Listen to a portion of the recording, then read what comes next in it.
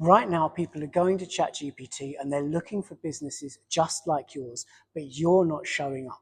Your competitors are showing up and they're getting the business that should be yours. My name's Chris Dan from Broxbourne Marketing.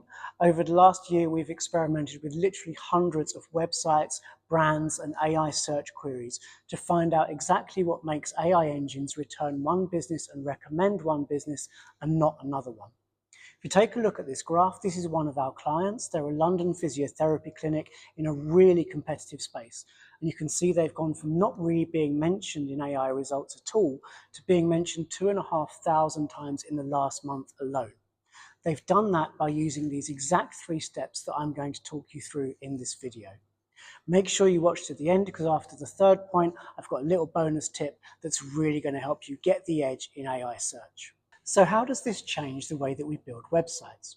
Well, when we were optimizing websites purely for Google search, we know if someone's looking for a physiotherapist, for example, they're going to do a bit of research, find out they want a physiotherapist, but then they're going to type into Google something like physiotherapist near me, physiotherapist location, that sort of thing.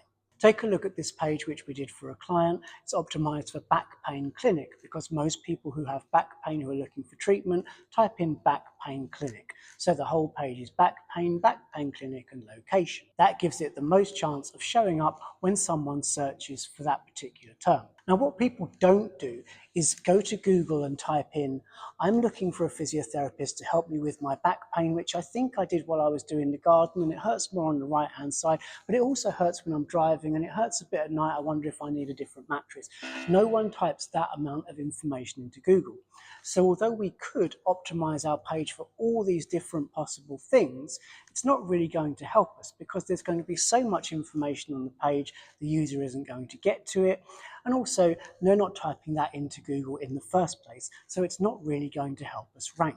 Now, AI search changes this completely. So when AI comes to your website, it already knows this user has issues with their back around gardening on a certain side, driving, mattress.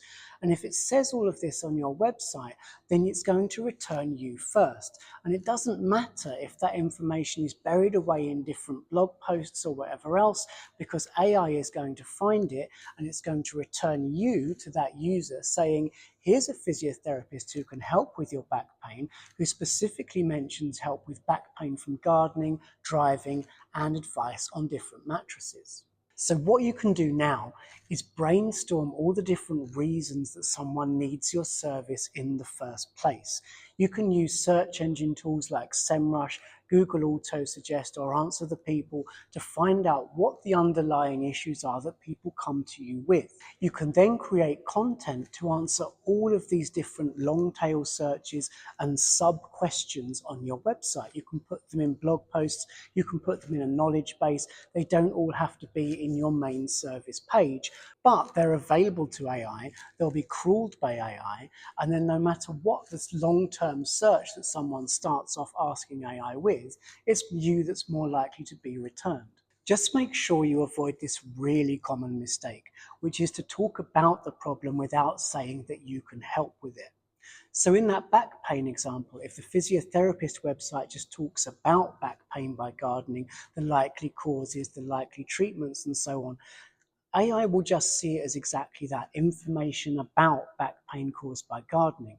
Whereas if you specifically say, we can help with back pain caused by gardening, we have experience helping people with back pain caused by gardening, then you're the result that's going to be returned when someone asks AI about that specific problem. So this next point is all about confidence. So when you type something into Google, when you query Google and Google returns a list of businesses, it's really just doing that. It's returning a list of businesses. You make your own choice, buyer beware. When you do the same thing with AI, it's much more recommending you a business. In that back pain example, it's saying, here's a local clinic I think can help, or here's a plumber I think can help with your dripping tap, or whatever else. Now, let's say AI recommends you a business and it turns out to be no good. Let's say it recommends you a cosmetic clinic and they botch your surgery, or that plumber comes around and messes up your whole house. You're not going to use that AI engine again. So they really live and die on giving you good results to your search. That means they have to have a lot of confidence in your business to return it to a user. If you've heard of the Google EEAT algorithm, that's expertise, experience, authority, and trust. It's like that, but taken to a whole other level. We have to demonstrate to AI engines that they can have confidence in us as a business. So let's look at some ways we can do that. Take a look at Sphere Osteopathic Clinic's website. If we scroll all the way down to the footer, we can see these two logos, which are for the General Osteopathic Council and the Institute of Osteopathy. Now, a human is going to look at this page, it's going to see those logos, and he or she is going to realize that that obviously means this business is registered with those appropriate professional bodies. AI is not going to see it in the same way. It's just going to see logos, and it's not going to infer that you're definitely registered with those bodies. The same goes for this reviews carousel. Here we can see all these reviews that people have left for the clinic. Now a human is going to look at that and they're going to say, okay, these are reviews that people have left. Maybe I can trust this business. AI is going to say, I'm not sure if these reviews are genuine. If I can't verify them, I'm not going to take them into account, and they're not going to increase my level of confidence in this particular business. So how can we fix this? What we need to do is make sure that all the credentials and the proof that we have on our website is easily verifiable by AI. So to start off with the professional regulatory body, the General Osteopathic Council, and if you're a solicitor or a barrister or an accountant or a surveyor, you'll have an equivalent professional registration. We need to make sure that AI can check that. So if we look here on Nero's page, Nero's the lead clinician at this clinic, what we've done is create a link to his own particular page on that regulatory body. So AI can easily follow that link and say, oh yeah, there he is.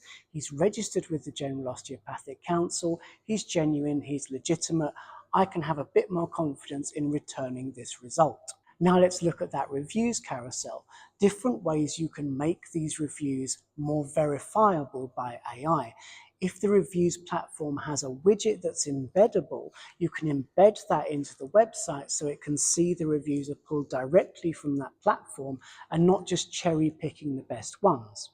The other thing you can do, which is a good thing to do in Google's case, is just link to all the reviews. So AI can follow that link and say, oh yeah, here they are, all these reviews on this public platform. I can see that they're there. That gives me, again, a bit more confidence in returning this business.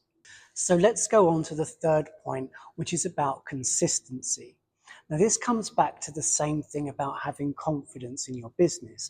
I could put up a website saying I'm a barrister, accountant, or whatever else. AI can find it, but then it doesn't know if I'm telling the truth. So it might look at my website and say, okay, it's a barrister. I have maybe 20% confidence that this website is telling the truth. Now let's say, as we spoke about in the last point, it can then verify my professional accreditations online. It says, okay, that's good. Now I have maybe 40% confidence. Then AI looks around the internet a little bit more and it finds that my barrister's chambers is actually mentioned in many different business citations. It's on not only Google Business, but it's also on Apple Business, it's in Bing places, it's in a few local business directories, it's in legal directories, and the information is exactly the same in each one. The people the same, the address is the same, the opening hours are the same, and so on. It says, okay, now I've verified this in more places. Now I have 60% confidence in this business. Let's say it then goes to our social media and it sees that we're posting things on social media, people are engaging with us, and the people that are mentioned in the business on the website are replying to these things on social media and engaging with the users. Okay, great, a bit more confidence. Now I have 80% confidence in this business. So let's then say it goes to our reviews, and the reviews are consistent as well. We have good reviews on public platforms, and it says, okay, great, now I've got all the confidence I need. I can see consistency and congruence all across the internet.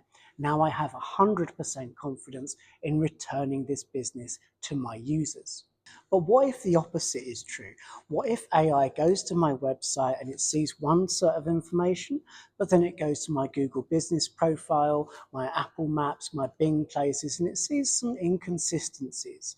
Then it goes to my social media and it finds that no one's posted for a long time, no one's really engaging with it. Then it sees I don't have many reviews and they're inconsistent as well. The confidence it has in my business is going to start to drop. It's going to say, instead of 100%, now I have 80% confidence. I go to social media, it's not quite right, now I have 60% confidence. And not having this congruent information across the internet is going to cause AI to lose confidence in you and not return you as a result. So what you can do now is audit your information all across the internet, anywhere where you're mentioned at all. Make sure the same information is consistent across profiles, across business citations. Make sure your socials are kept up to date, also with the same information about your business. And we've got clear links to our various credentials online, which are also congruent with what you say about yourself on your website. Now, here's a really useful quick tip. We found with a client recently that they were still mentioned on an old business that they used to work with before they set up their own business. But what they've done is mention on their LinkedIn that they used to work there, and they've mentioned on their own website that they used to work there. And the AI engines we tested this with actually saw this as an increase in confidence, because they could verify this person's history and say, before they started this business, they also used to work here. So if you find that you've got old addresses, you've got old business citations and you can't change them, that's not necessarily a problem. Just make sure you mention that you used to be based here or you used to work here and so on, and that will actually increase AI's confidence in you rather than decreasing it. So right at the start, I promised you an extra bonus tip that's really going to help give you the edge in AI search, and this is it. You've probably heard of schema data, and you've probably marked up your website with schema data. Now, schema data has loads and loads of different properties that you can use to tell the internet in general about your business, about the address, people working there, and so on. But there's one particular schema property you can use called sameAs schema, which explicitly links your website to your other profiles and accreditations online. So if you look at this example here, which we did for Flint Healthcare, we can see in their schema data that yes, we're on their website, but we use sameAs schema to explicitly tell AI engines and Google that this website also represents this same business on Doctify, this Google business profile, and so on, to allow AI engines to much quicker and much more easily verify all of your information. So let's quickly recap everything we've learned in this video and the 3 really important points to make sure your business is returned above your competitors in AI search. The first thing is to be very explicit in all the different problems you can help with and be very comprehensive about the problems you can help with on your website in order to optimize for longer tail search. The second thing is to ensure that your credentials are easily verifiable by AI engines by linking to them online. And the third is consistency across all of the internet and ensuring that your information is congruent everywhere AI looks. If you want to make sure that you don't miss out on more tips on AI search optimization, then don't forget to like and subscribe. And if you'd like to see how your own website is performing in AI search, you can book a call with us using the link in the description.